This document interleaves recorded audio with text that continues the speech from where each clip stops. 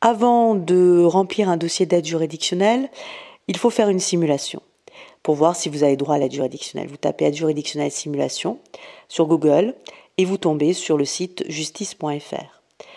Vous estimez vos droits et vous constituez un dossier, c'est le titre de cette partie. Vous mettez par exemple « Je gagne 1000 € » et un enfant à charge. Et vous allez voir, en cliquant sur « Estimer », que vous avez droit à 100% d'aide juridictionnelle, 100% de vos frais sont pris en charge par l'État.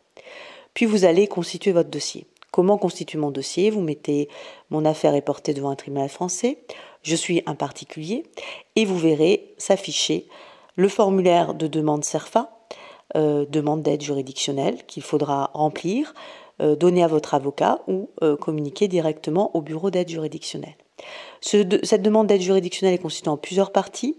L'état civil, les informations personnelles, les informations également financières. Et vous verrez qu'entre chaque partie, il y a des documents à joindre en orange. Il est important de les joindre en effet. Il est important également de bien remplir la partie sur votre situation financière. Attention, sur la demande, vous pouvez solliciter votre avocat pour qu'il vous aide à remplir cette partie.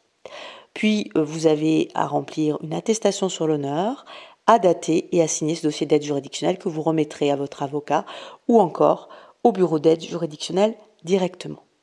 Il y a une liste de pièces justificatives qu'il convient de communiquer avec le dossier d'aide juridictionnelle et notamment des pièces justificatives particulières lorsque vous faites appel d'un jugement.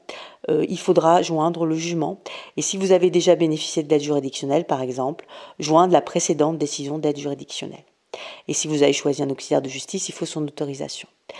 Puis vous avez le formulaire de demande d'intervention auprès de l'assureur qu'il faut également remplir. En effet, le bureau d'aide juridictionnelle contrôle que vous n'avez pas droit à la protection juridique.